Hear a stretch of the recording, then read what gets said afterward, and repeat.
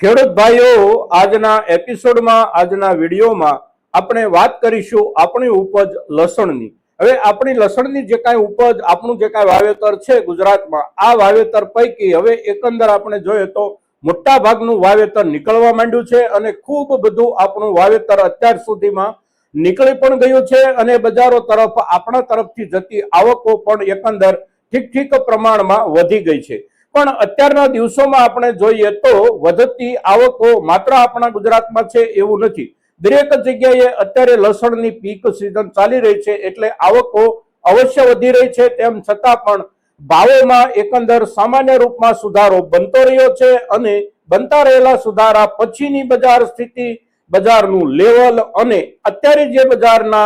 પ્રવાહો અને બજારનું લેવલ છે એના આધારે આગામી સમય માટે આપણે આપણી લસણની ઉપજના ભાવો અંગે શું વિચારી શકીએ, આ મુદ્દાઓની ચર્ચા એટલે આજના આપણા લસણ સંબંધિત એપિસોડની ચર્ચાઓના મુખ્ય મુદ્દા। મિત્રો, તો આજના આપણા વિડીયોમાં, આ એપિસોડમાં આપ સૌ દર્શક મિત્રો અવશ્ય બન્યા રહેજો।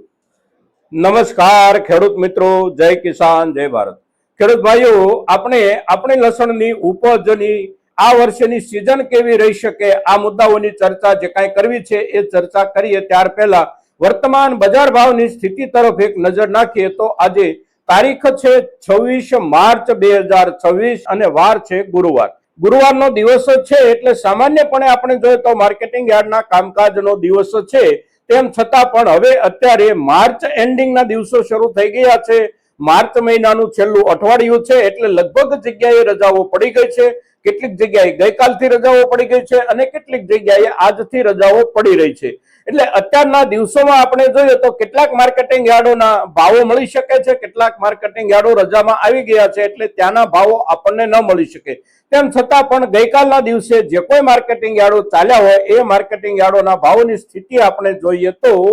મોટાભાગના માર્કેટિંગ યાર્ડો ગઈકાલના દિવસે મધ્યપ્રદેશ અને રાજસ્થાનમાં શરૂ હતા પણ આપણા ગુજરાતમાં બંધ હતા। એટલે ગુજરાતના ભાવોનું લેવલ એટલે 24 માર્ચના દિવસનું ભાવોનું લેવલ આપણે ગણવાનું। તો 24 માર્ચના આપણા ગુજરાતના બજારના લસણના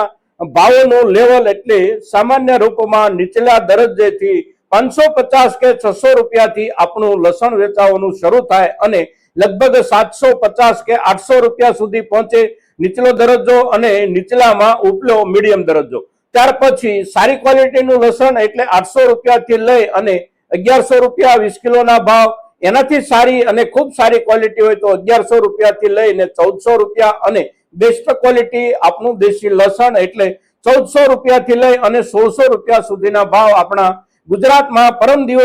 દિવસે આપણને જોવા અને સાંભળવા મળ્યા હતા। સામે ગઈકાલના દિવસે મધ્યપ્રદેશના તમામ માર્કેટિંગ યાર્ડો કામકાજ પર હતા, રાજસ્થાનના માર્કેટિંગ યાર્ડો પણ કામકાજ પર હતા। એટલે ત્યાંની સ્થિતિ આપણે જોઈએ તો ત્યાં જે કાંઈ લસણ આવી રહ્યું છે અને એ લસણ પૈકી પણ આપણા દરજ્જાના લસણના દરજ્જાના ભાવોની વાત કરીએ તો ભાવોનું લેવલ આ બધા જ રાજ્યોમાં એકંદર આ પ્રમાણે હોવા છતાં પણ ઉપલો વર્ગ જે કાંઈ છે એ ઉપલા વર્ગના ભાવોમાં અવશ્ય આપણા બજારના ભાવો કરતા 100-125 રૂપિયા વિશેષ ભાવથી આપણા ખેડૂતોનું લસણ વેચાઈ રહ્યું છે। હવે ત્યાર પછી આ બધા જ વિસ્તારો જે કાંઈ છે એ બધા વિસ્તારોમાં સ્પેશિયલ ક્વોલિટીઓ અને સ્પેશિયલ વર્ગ જે કાંઈ આવી રહ્યા હોય એ સ્પેશિયલ વર્ગના ભાવોનું લેવલ એટલે એકંદર ખૂબ સારા ભાવોનું લેવલ છે અને એમાં પણ ઊંટી જેવી પ્રતિષ્ઠિત જાતના ભાવનું લેવલ એટલે લગભગ 3500 રૂપિયા, 3700 રૂપિયા અને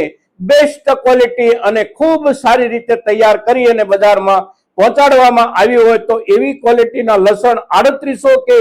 3900 રૂપિયા કે 4000 પુરાના ભાવથી પણ વેચાઈ રહી છે અને best quality, extra super best ક્વોલિટીના લસણની બજારમાં પણ બહુ ઓછી આવકો થઈ રહી છે, જથ્થો બહુ મર્યાદિત આવી રહ્યો છે। એટલે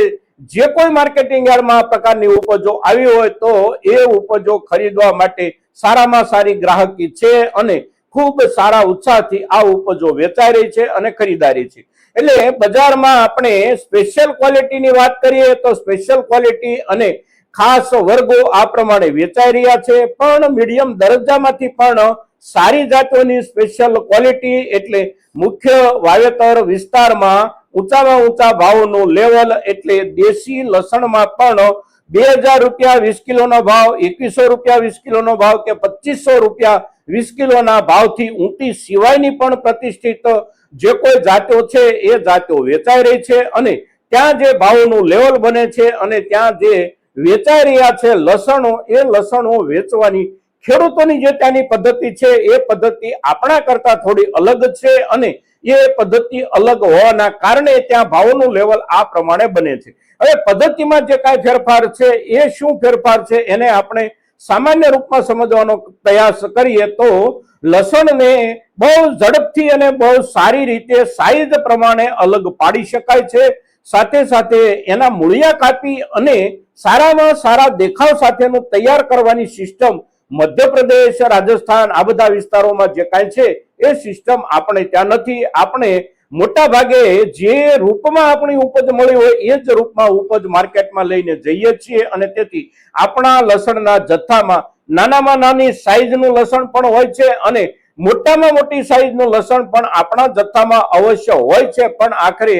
ભાવો આપણને જે મળે છે એ ભાવો એકંદર નીચા રહી જાય છે. એટલે એમને ત્યાં જે સિસ્ટમ છે, જે પદ્ધતિ છે ખેડૂતો તરફથી બજારમાં લસણ લઈ જતી વખતે એને સંપૂર્ણપણે વર્ગીકૃત કરવું અને સંપૂર્ણપણે સાફ સફાઈ કરી અને માર્કેટમાં લઈ જવું, આ સિસ્ટમ આપણે ત્યાં કોઈ ખેડૂતો જો શરૂ કરે તો અવશ્ય આપણને પણ એમના રાજ્યોમાં જે ભાવોનું લેવલ જોવા મળે છે એ લેવલ આપણે ત્યાં જોવા મળી શકે છે. આપણી દેશી લસણની જાતોમાં પણ ત્યાં ₹2000 થી વધારે ભાવથી જે કાંઈ લસણ વેચાઈ રહ્યું છે, આ લસણ એટલે એને સાઈઝના હિસાબથી વર્ગીકૃત કરી અને બજારમાં લાવવામાં આવેલું લસણ, સાથે સાથે સંપૂર્ણ સફાઈ સાથે જે ક્વોલિટી અને જે જથ્થો બજારમાં આવ્યો હોય એ જથ્થો સારામાં સારા ભાવથી વેચાઈ રહ્યો છે. હવે અત્યારે આ જે સ્થિતિ છે અને ભાવોનું જે લેવલ છે, આ લેવલમાં આવનારા સમયમાં વધારો થવાની શક્યતાઓ અને સંભાવનાઓ કેટલી? તો લસણના મુખ્ય વાવેતર વિસ્તારમાં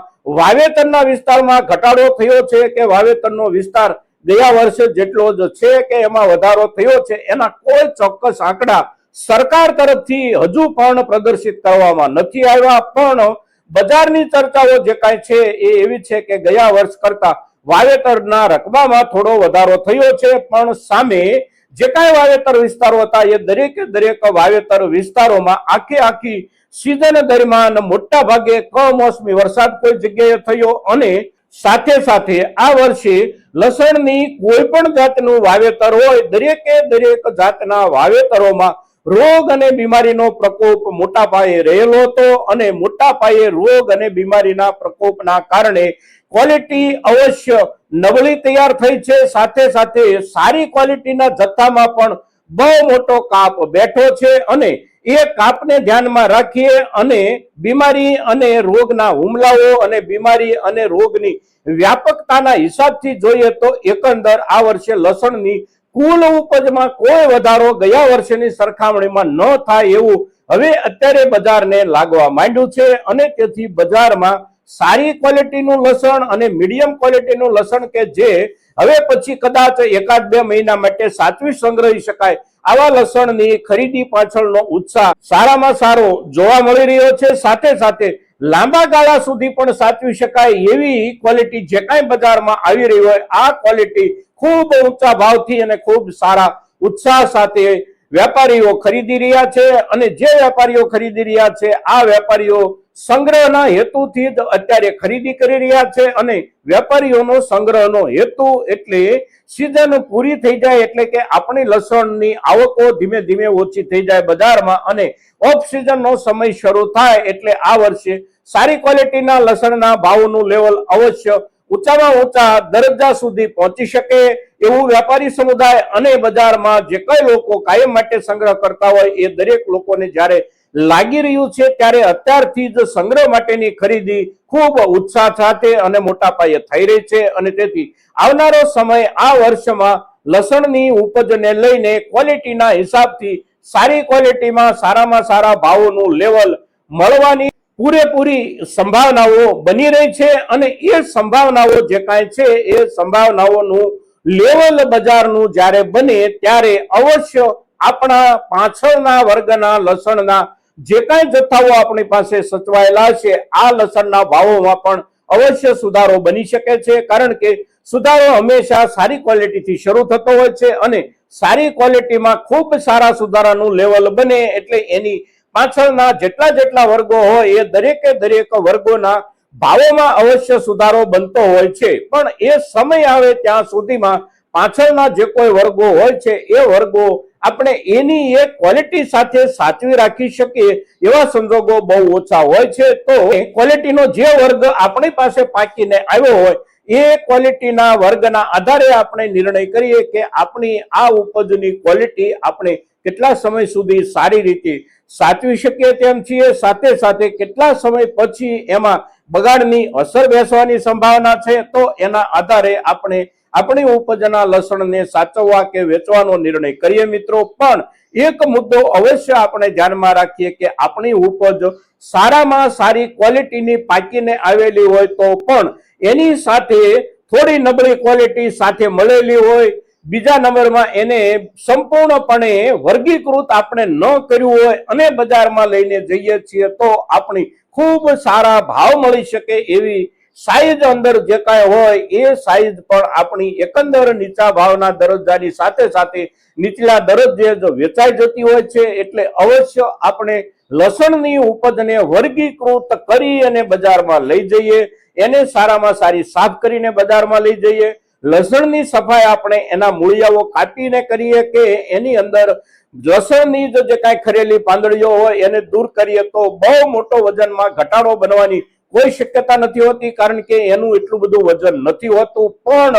થોડી ઘણી સફાઈ આપણે કરીએ એની જગ્યાએ સંપૂર્ણ સફાઈ કરી અને આપણે બજારમાં લઈ જઈએ તો અવશ્ય ખૂબ સારા ભાવના લેવલ સુધી આપણું લસણ વેચાઈ શકે। અત્યારે આપણે વેચવા માંગતા હોઈએ તો પણ એકંદર બજાર ભાવની સ્થિતિ સારી છે અને આવનારા સમયમાં કોઈ પણ સમયે સારી ક્વોલિટીના લસણના ભાવોમાં અવશ્ય સુધારો સમયના હિસાબથી બનતો રહેશે। જેટલો સમય પસાર થાય એટલી સુધારાની શક્યતાઓ જ્યારે વધારે છે ત્યારે આપણે આપણી ઉપજને અત્યારે વેચવી, થોડા સમય પછી વેચવી કે લાંબા સમયે વેચવી એનો જે કાંઈ નિર્ણય કરીએ એ નિર્ણય આપણે અવશ્ય આપણી ક્વોલિટીના આધારે કરીએ અને સાચવવા માટેની પૂરેપૂરી જે કાંઈ વ્યવસ્થાની જરૂર હોય એ વ્યવસ્થાના આધારે આપણે સાચવીએ તો કોઈ પણ સમયે આપણે આપણી લસણની એવી જ ક્વોલિટી મેળવી શકીશું અને એ જાળવી શકાયેલી ક્વોલિટીને આપણે બજારમાં જે તે સમયે સારા ભાવથી વેચી શકીએ એવા